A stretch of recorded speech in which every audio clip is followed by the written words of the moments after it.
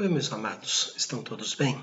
Eu fico feliz em poder sempre falar com vocês um pouco da palavra do Senhor. Hoje eu gostaria de falar sobre visão espiritual. Visão espiritual. Sim, muito se confunde por aí em meios cristãos quais são as visões espirituais, né? Existem as visões humanas e as visões divinas. As Escrituras mostram, principalmente no Antigo Testamento, Deus dando aos profetas, naquela época, e para o trabalho destinado a eles naquela época, visões do futuro, visões de coisas maravilhosas, e eles escreveram as Escrituras. Então, os profetas receberam visões do futuro para escrever de maneira que o povo de Israel, instruído, né, pela palavra do Senhor, eles iriam enxergar a vinda do Messias. Fala também no Novo Testamento a respeito da visão, né, de um homem chamado Ágabo, né, que ele teve uma revelação de Deus, estilo dos profetas do Antigo Testamento, que viria uma grande fome sobre o império, e isso aconteceu durante o império de Cláudio. E também a visão do Apocalipse dada apenas a João, o apóstolo amado. E hoje em dia, nós temos visões? O que nós temos são sonhos. E não cabe a mim aqui falar sobre o inconsciente, o poder do inconsciente no momento em que nós estamos dormindo, relaxados, então o inconsciente abre, ou o id, como dizem alguns psicólogos, o id abre, então eu tenho sonhos e acabo tendo revelações. Mas será que é isso que Jesus disse? Será que é esse tipo? Nós não podemos duvidar que Deus pode nos dar uma concepção da sua vontade através de um sonho. Isso podemos, porque Deus é livre. Isso, Deus é livre, Ele pode nos dar se Ele quiser nos dar, mas Ele não é obrigado a dar, porque eu, pastor, exijo que os membros da igreja tenham visões. Aí sim o inconsciente vai pregar peças em nós. Eu tive, no meu início de ministério, um homem chegou e disse para a esposa dele, que era membro da nossa igreja, ela continua membro da nossa igreja, o marido disse assim para ela, Deus me deu a visão de que eu tenho que me divorciar de você porque você é presbiteriana. Deus deu a visão para divorciar porque ela era presbiteriana? Passado um pouco tempo, esse homem foi num consultório de uma médica e disse assim, Deus me deu a visão que você tem que se divorciar do seu marido e casar comigo. Essa médica disse o seguinte, enquanto Deus não me revelar e revelar ao meu marido que eu tenho que divorciar dele para casar com você, saia do meu consultório. Então, muito se brinca com coisa séria. Mas eu quero ver aqui na Bíblia, olha, não estou tirando de Deus a liberdade de Deus usar o nosso inconsciente para que possamos lembrar de textos bíblicos e nos equipar para dar algum aconselhamento. Ele é livre para isso. O que eu não posso é obrigá-lo a fazer isso. E todas as visões que eu tenho têm que passar pelo crivo das Escrituras. O que as Escrituras falam sobre isso? Porque você pode ficar com a sua revelação, com a sua visão, e eu fico com a minha Bíblia. Porque ela é a palavra de Deus. Então não cabe a mim ficar aqui fazendo trabalho de analista, psicólogo, psiquiatra, não cabe a mim. O que cabe a mim como pastor é ver o que Jesus fala a respeito de visões, visões espirituais, o que ele enfatiza sobre isso. O primeiro texto que eu quero que os irmãos abram está no livro de Jó. No livro de Jó, capítulo 42, versículo 5. Jó 42, 5. Às vezes isso acontece em sonhos. Então temos que passar pelo crivo das Escrituras. Jó 42:5 diz assim: Eu te conhecia só de ouvir, mas agora os meus olhos te veem. Quando é que isto aconteceu? Quando Deus estava restaurando Jó. Toda aquela paciência de Jó, toda aquela fé que Jó demonstrou em toda a sua história é fruto da ação de Deus na vida de Jó. E agora ele diz que tudo isso era porque ele conhecia Deus de ouvir falar. Mas agora, passada a aflição, os olhos dele estão contemplando quem Deus é. Não, ele não estava sentado embaixo de uma árvore e Deus desceu do céu, o céu rasgou-se. Ele viu a glória do Senhor, não como um brilho para os olhos humanos verem, mas para os olhos internos da fé enxergarem. Quando nós falamos que a Bíblia é a palavra de Deus, quando eu digo no púlpito ou aqui que a Bíblia é a voz de Deus, eu tenho que ouvir a voz de Deus, é porque isto é verdade. E na Bíblia nós contemplamos a glória de Deus em Cristo. Ver, ter a visão espiritual é necessariamente não uma visão concreta, como eu estou olhando para a tela do meu computador, e acredito que os irmãos também estão fazendo isso, olhando no celular, no computador e me vendo. Não é esse tipo de visão, mas é aquela concepção de que realmente ele está ali.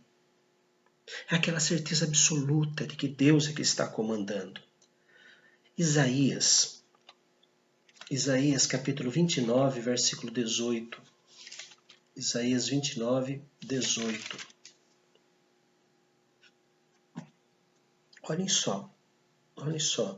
Falando sobre a redenção de Israel, né, Isaías recebe de Deus a palavra e ele, olha, preste bem atenção no que ele fala. 29, 18. Isaías 29, 18. Naquele dia, ou seja, no dia em que Deus restaurar a sorte de Israel, naquele dia os surdos ouvirão as palavras do livro. Que livro? A Bíblia, claro. Surdos ouvirão as palavras do livro, e os cegos, livres já da escuridão e das trevas, as verão. Verão o quê? As palavras do livro.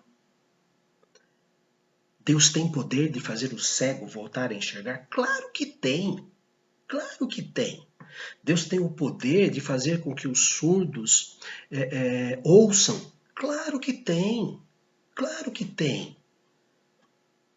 Agora, e se o surdo continuar com os ouvidos tapados e o cego continuar com os olhos tapados e mesmo assim entenderem as palavras do livro?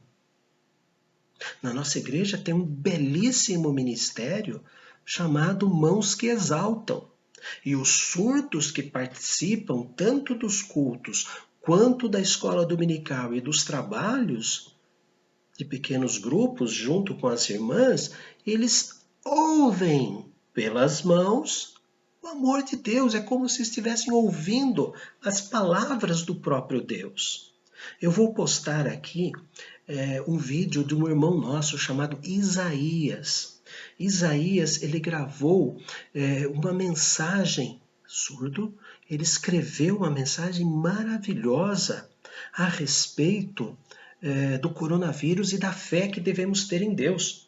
Eu vou colocar a imagem dele em Libras e depois o escrito dele. Eu vou ter que aprender como é que faz isso, mas eu prometo para vocês que eu vou fazer isso. E também eu tive uma ovelha na cidade anterior a esta, em Sorocaba, chamada Fernanda. A Fernanda, embora cega, ela tem uma visão de Deus maravilhosa. Por quê? Porque o esposo dela, o Carlos, lê a palavra de Deus para ela e ela tem uma concepção de Deus que às vezes nós não temos. Porque a nossa visão humana se ilude. Facilmente os nossos olhos saem do foco para olhar outras coisas, como aconteceu com Pedro e ele começou a afundar. Mas o que o texto está dizendo é que as nossas aflições nos acabam a enxergar quem Deus é. Temos a visão espiritual de quem Deus é. Mateus capítulo 5, versículo 8 diz assim: Bem-aventurados os limpos de coração, porque verão a Deus. A pureza de coração é essencial para nós vermos Deus. Nós veremos Deus nos céus, mas não Deus Pai. Nós veremos a Cristo glorificado nos céus, segunda pessoa da Trindade, e veremos face a face, diz as Escrituras, mas aqui na terra, com o coração puro, lavado pelo sangue de Cristo, é como se estivéssemos vendo Deus em todos os momentos. Bem-aventurados os limpos de coração, porque verão a Deus, verão o que Deus faz e quem Deus é. Só os crentes, só os verdadeiramente convertidos têm visão espiritual. Isso é pesado. Somente os crentes, os verdadeiramente convertidos, têm a visão espiritual. Veja lá o texto de João 14, versículo 19. João 14, 19. Ainda por um pouco, e o mundo não me verá mais. Vós, porém, me vereis, porque eu vivo, vós também vivereis. A presença do Espírito Santo em nós claramente nos faz ver Jesus, mas não palpável, novamente, como estamos nos vendo. Nos faz ver Jesus com os olhos da fé, a visão espiritual. Eu não sei se Jesus tinha barba, era cabeludo, se ele tinha nariz de turco, se ele era queimado do sol, se ele era um Schwarzenegger, ou era muito magrinho e pálido, como a Idade Média pinta o retrato de Jesus. Eu não estou falando disso, eu estou falando de quem ele é. A expressão exata do ser de Deus. Esta é a visão espiritual. Enxergar quem realmente Ele é, o Pai. Deus estava em Cristo reconciliando consigo o mundo e o Espírito Santo nos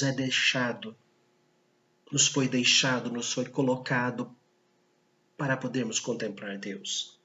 Mais um pouquinho. João 16, versículos 14 e 15, Jesus preparando os discípulos para a sua morte. João 13, 14, 15, 16 e 17 é a conversa de Jesus ao redor da mesa da ceia. Então ele diz assim: Ele me glorificará, porque há de receber do que é meu e vô-lo há de anunciar. Tudo quanto o Pai tem é meu. Por isso é que eu vos disse que há de receber do que é meu e vô-lo há de anunciar. Falando a respeito do Espírito Santo como o autor da nossa visão.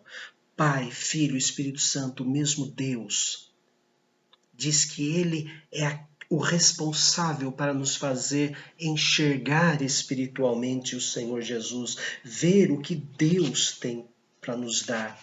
E diz o texto que o Espírito Santo não falará além daquilo que o Pai mandou. Ele não é para dividir, ou melhor, ele não é para derramar visões espetaculares, mas sim para dizer, leia novamente com calma. João capítulo 16, qual é a finalidade da existência do Espírito Santo? O próprio Jesus nos falou isso. Para encerrar, a visão espiritual é como um telescópio.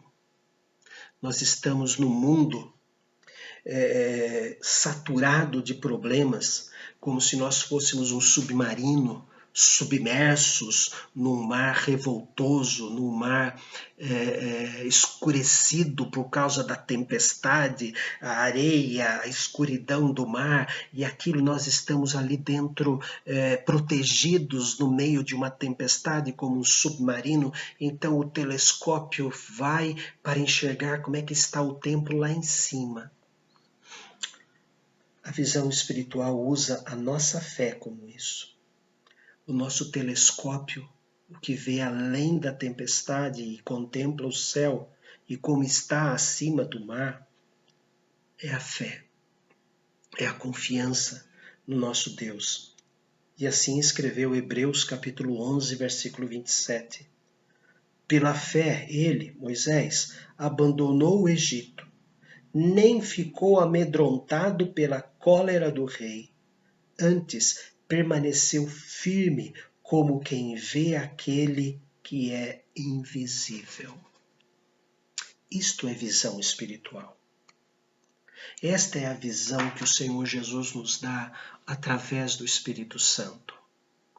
E só podemos ter esse óculos que nos dá uma visão verdadeira das coisas de Deus com as Escrituras, com a própria palavra de Deus.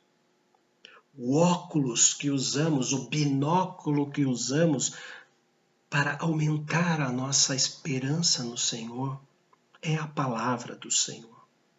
Cuidado, cuidado com as visões estrambólicas e esdrúxulas.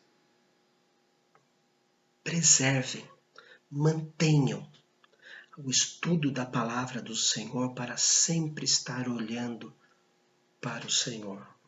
Deus amado, nos ajude a identificar o que é sonho, o que é fruto do nosso inconsciente e o que é tua palavra. Senhor, que possamos nos satisfazer em ver-te assim como Jó te viu pela fé. Em enxergar, Senhor, os teus olhos contemplando a nossa vida, como Jó, como Salomão em Provérbios e em outras passagens diz que o Senhor está olhando por nós. Senhor, nos contemple, ó Deus, com a visão correta da tua glória. Nos contemple, ó Deus, com a visão correta do teu rosto, que é a expressão exata do teu ser em Jesus Cristo. Não no rosto humano de Jesus, mas na glória estampada na cruz do Calvário e na sepultura aberta. Que esta visão seja para nós, ó Deus, o fortalecimento da nossa esperança e da nossa fé. Por Cristo Jesus e através de Cristo Jesus, enxergamos aquele que é invisível, o Deus Pai que és tu, Senhor. E que contemplando nas páginas das Escrituras a tua glória e os teus olhos, as tuas mãos, os teus ouvidos, os teus pés, o teu coração, possamos, ó Deus, seguir neste mundo tenebroso, nesse mundo escuro, jaz do maligno, possamos andar por este mundo, não sabendo que a luz está no fim do túnel, mas sabendo que a luz está conosco dentro do túnel, porque tu és a luz do mundo. E lâmpada para os nossos pés e luz para os nossos caminhos é a tua palavra. Em nome de Jesus. Amém. Enxerguem bem, vejam bem e façam outros enxergar.